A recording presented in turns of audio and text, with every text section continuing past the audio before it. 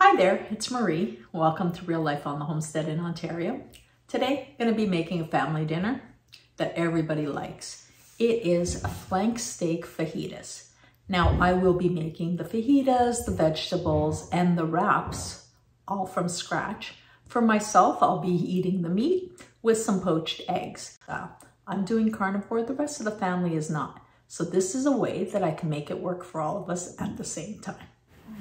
I got myself a beautiful flank steak. I cut it in half so that I can fit it into my cast iron pan.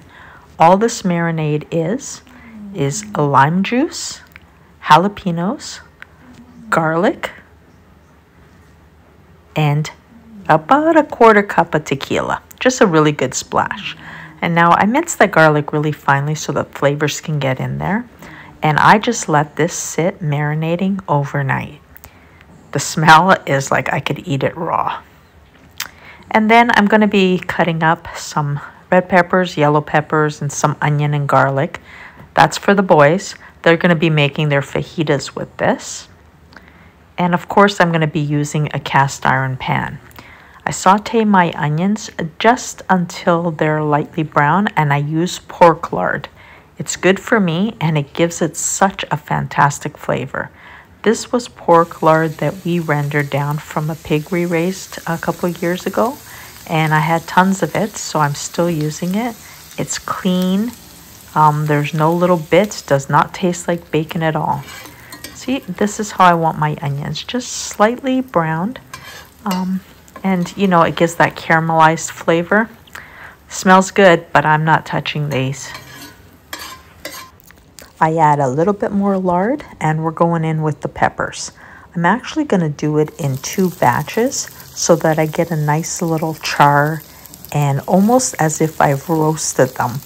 But we're doing them in a very hot cast iron pan.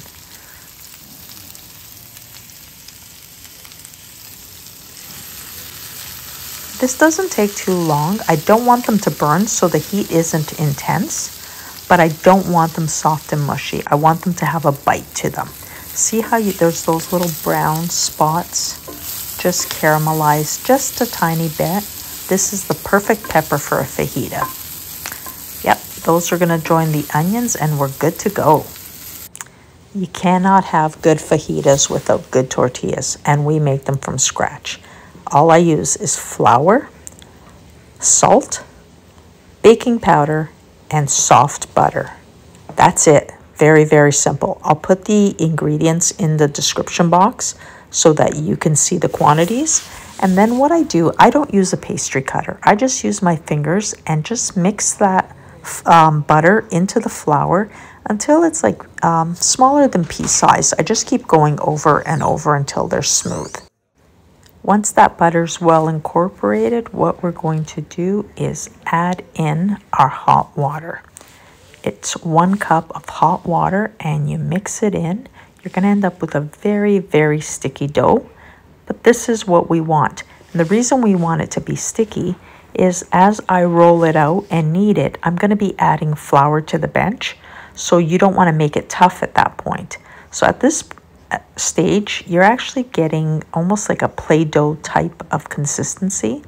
Once all the flour is incorporated with the water, I'm going to turn this out and knead it on the bench. And we're going to knead, it's going to be a good 5 minutes. You see how the dough comes nicely away from the bowl? That's exactly what you want.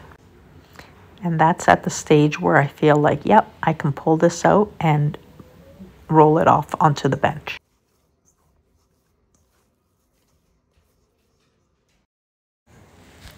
Now that I have a nice ball in the bowl, I am going to turn it out onto my board. This is actually a silicone mat. I really like using it because it doesn't get my counter all sticky with flour. I don't have granite countertops. I have wooden butcher blocks. So this makes cleanup a lot easier. And I'll link in the description box if you want to pick one of these up. They are really great for baking. And see how I'm kneading? Not too difficult. Just keep going. If it gets sticky, add a tiny bit of flour. But I'm going to knead this for 5 minutes until I have that nice silky smooth texture that we want from our dough. We want that gluten to develop.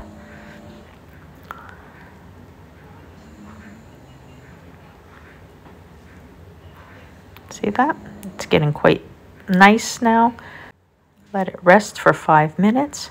After 5 minutes, I am going to mold out balls. I try to do them like on the larger size of a golf ball. You can get more tortillas if they're smaller, but I like the idea of being able to do a wrap that the contents stay inside the wrap. I don't want them taco size. I want them a little larger. So I'm going to go through and probably make about, I'd say 9 or 10. I never weigh these out.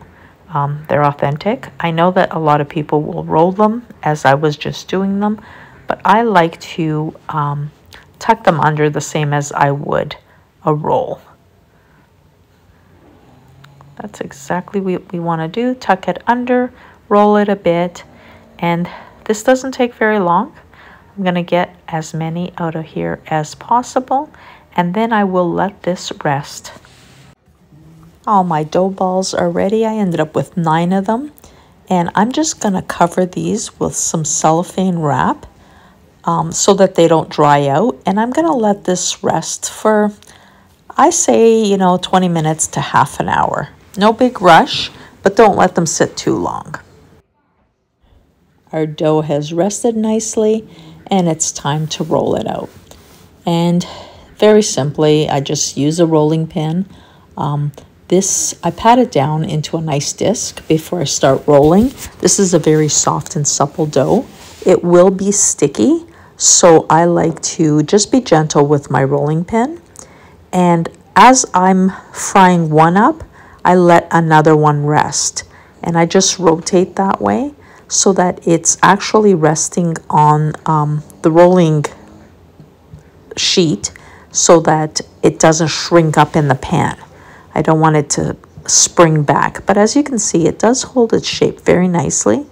This does not need to be perfectly round, but if you're gonna be wrapping, it's nice to get it somewhat a nice size. And this is what I want. I want a nice, light texture. We don't want them very thick. This is not pita bread. They're thin, they're supple, they're very light to eat.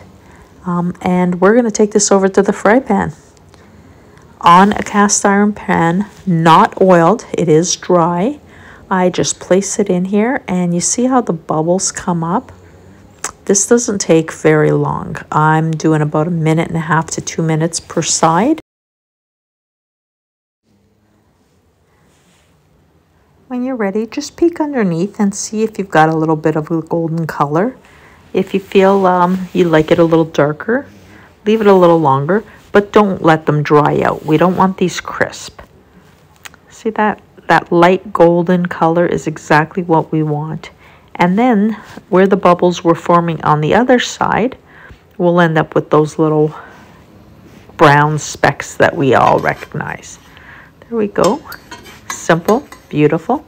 Now when these are done, I place them on a tea towel, and I keep them covered so that they stay soft and supple. If I was going to save these in the freezer, I would wrap them up and put them in a Ziploc bag. As you can see, I roll a few out in advance, and then I'll be cooking while I'm rolling. It becomes a little bit of an assembly line. This is how I work my kitchen. These are beautiful. These are also really good for soft tacos.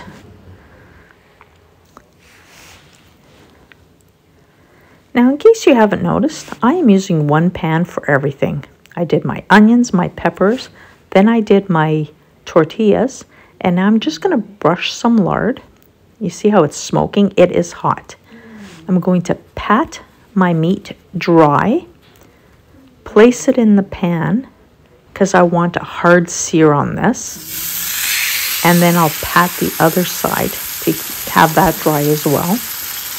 And you see the moisture coming out of it. That's the tequila. That's the tequila evaporating. But I'll pat this side as well so that when I flip it over, it's also dry.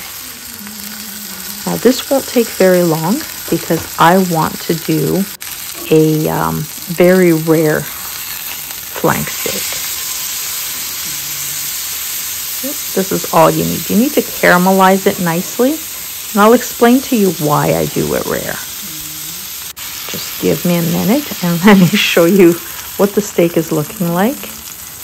Yep, that is perfect. It's very soft to the touch, which means it's rare. Going in with the other half. See why I cut my flank steak in half? Fits the pan perfectly. And this one's pretty much done as well. And I'm going to place them in this pan just so that it will rest and the juices will get back into it before I cut them up. As soon as I'm done, I clean my pan, I wipe it dry. I actually put the heat on to help it dry faster.